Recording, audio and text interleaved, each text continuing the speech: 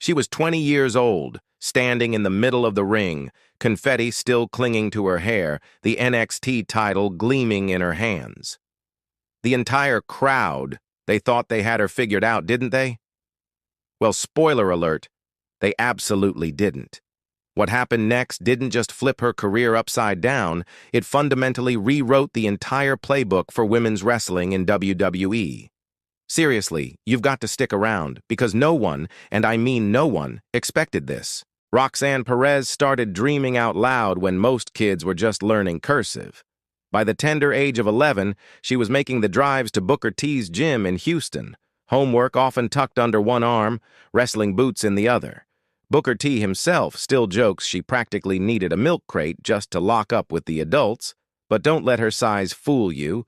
She left bruises big enough to earn every ounce of their respect. That formative, undersized rookie year carved two crucial lessons into her DNA. Adapt or get squashed, and remember, attention spans in wrestling are often shorter than a TikTok. She didn't just adapt, she thrived. Fast forward through 1,000 indie miles, ROH, Rise, Shimmer, she collected passport stamps faster than other teens collected phone cases, becoming the inaugural ROH Women's World Champion at just 19. When the contract came, WWE noticed the stat line: youngest champ ever, a 120-pound hurricane who could chain wrestle veterans, moonsault onto the apron, and sell a move like her very rent depended on it. Naturally, fans assumed she'd arrive in NXT as the plucky spark plug with a shiny new lunchbox. Cute theory. Cute, naive theory.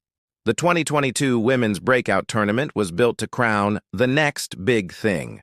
Roxanne bulldozed through it, pinning 3 opponents in under 10 minutes combined. Instant chatter? Great! Another smiling underdog. But then, the lights dimmed, the credits rolled, and she grabbed a live mic, promising she was here to break more than brackets. And she did. Within 60 days, she'd cashed her title shot and beaten Mandy Rose for the NXT Women's Championship.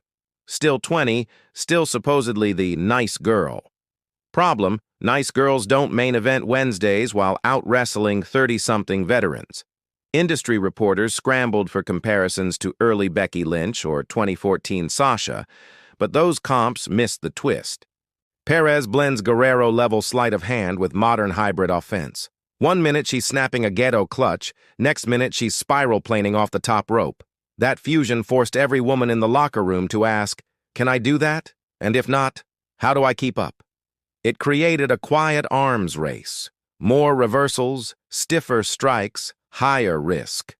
Match quality graphs from that era show a 17% average rating bump on women's segments, with Perez in 8 of the 10 highest scored bouts. Coincidence? Ask the sweat-soaked partners she left limping. All right, here's the moment that truly changed history. Night 2 of 2023 Spring Breakin'. Roxanne hugs Cora Jade after a tag win, raises her rival's hand, the crowd goes, "Oh!" Then, bam! A devastating pop rocks on the concrete. Replay catches a smirk colder than arena AC. Commentary freaks out, Twitter combusts, and suddenly, the pint-sized prodigy is stomping security guards for sport. Why did it matter so much?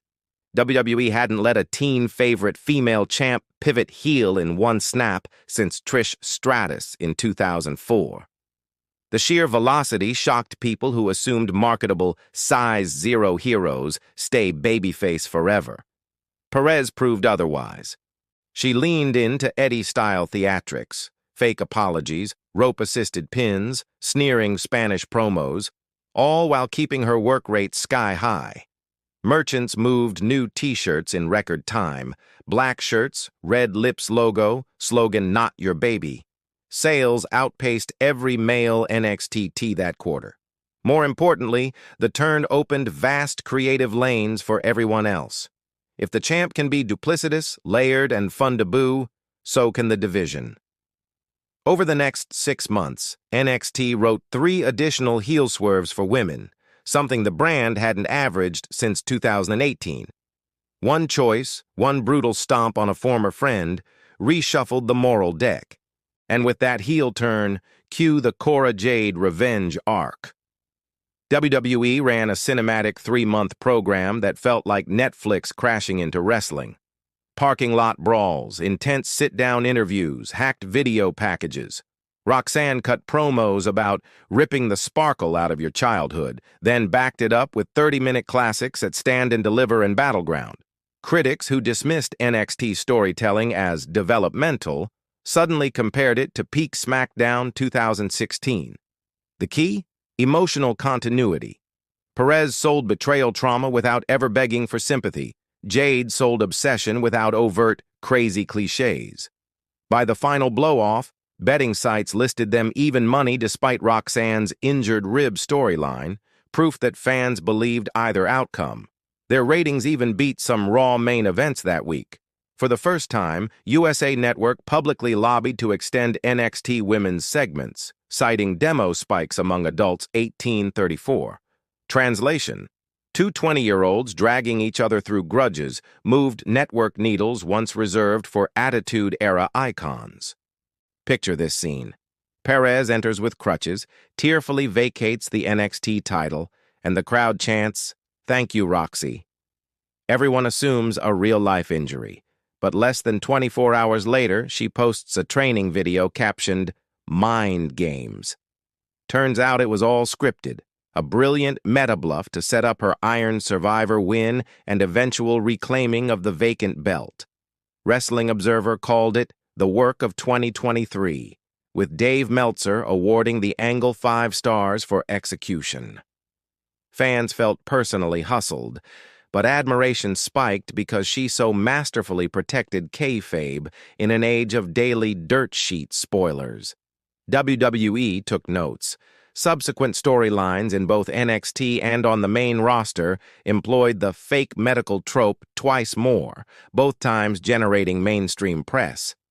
Perez's angle trended above NBA playoffs on Google that night. Her legacy?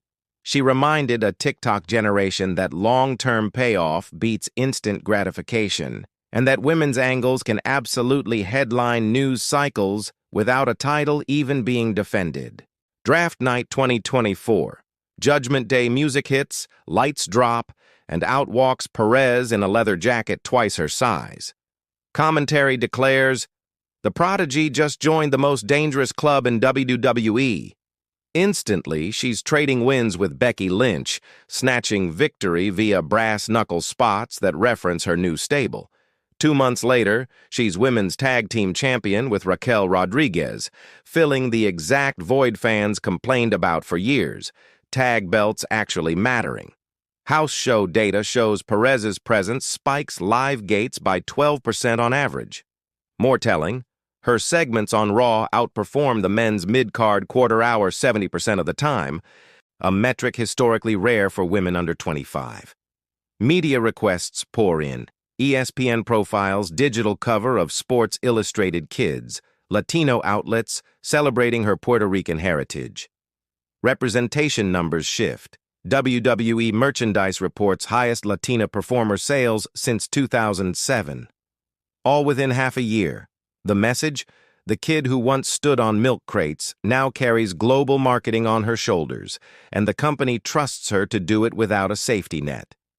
Tokyo 2024 Tour. Perez faces Meiko Satomura in a non-title showcase. They stiff each other with forearms that echo like boards, snapping. The crowd starts murmuring appreciation.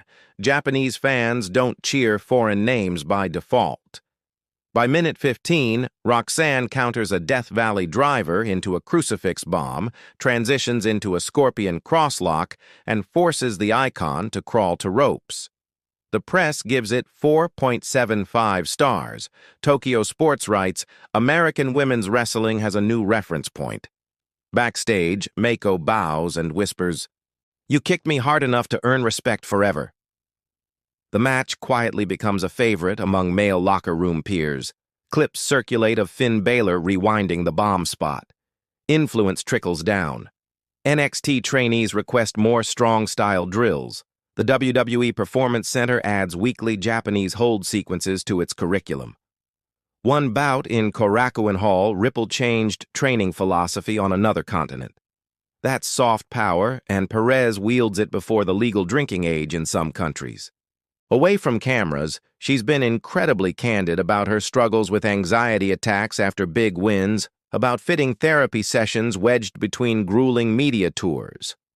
WWE produced a powerful digital short of Perez leading a Mind Health Monday panel, encouraging rookies to seek help without stigma.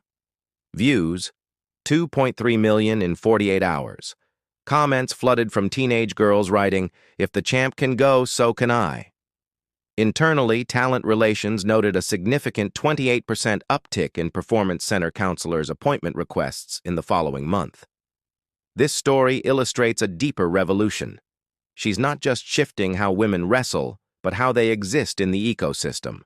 Strength now includes vulnerability, and that cultural tweak might outlive any moveset innovation.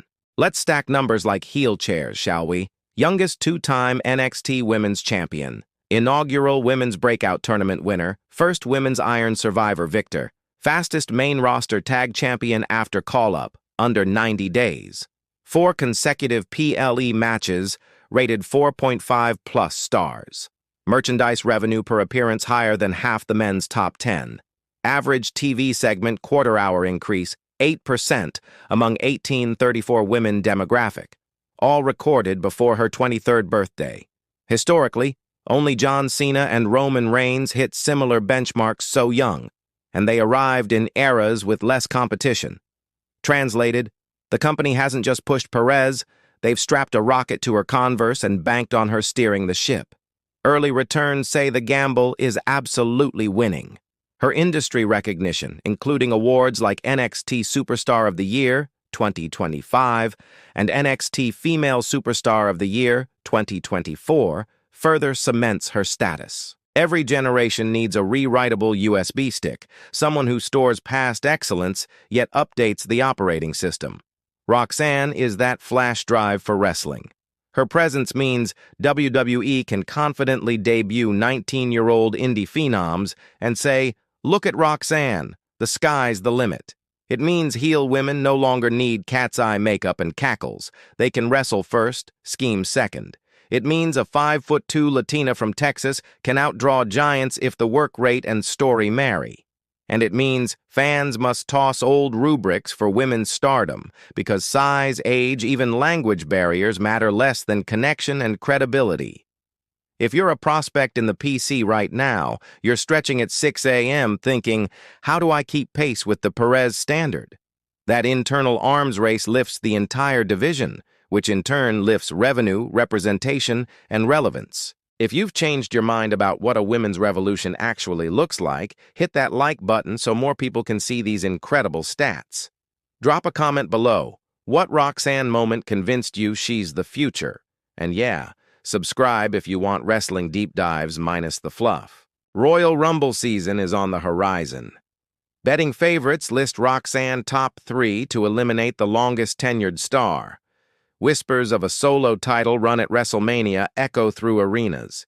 She's already main-evented NXT, but the grandest stage awaits proof that her brand of storytelling travels to 70,000-seat stadiums. If, and let's be honest, it's becoming when, she wins a main roster singles championship, she'll complete the rare trifecta, tag, secondary, and top-tier gold all within 2 calendar years. Only Becky, Charlotte, and Bayley occupy that club, all of them over 30 when they did it. Perez would be the youngest by nearly half a decade, resetting timeline expectations for every woman who follows. So, here we are. From milk crates to global tours, from smiling prodigy to smug architect of chaos, Roxanne Perez didn't just climb the ladder, she welded new rungs while hanging off the side with one hand. Her versatility forced peers to diversify. Her heel turn redefined character possibilities. Her advocacy rewrote locker room culture. And her numbers back up the brag. When historians look back at the night WWE's women's division truly stepped into modernity, they'll point to the moment no one expected, when the kid we thought we knew smirked into hard cam and broke the mold forever. The question now isn't whether she belongs in the conversation. It's whether the conversation starts and ends with her. That, more than any belt, is how you change WWE forever. All right, if you're still stubbornly on Team I Saw It Coming, I challenge you. Prove it. Go dig up those 2022 prediction screenshots and drop them in the comments. Otherwise, do the right thing. Smash subscribe, share this with that friend who still claims women's wrestling peaked in 2017, and I'll catch you on the next deep dive.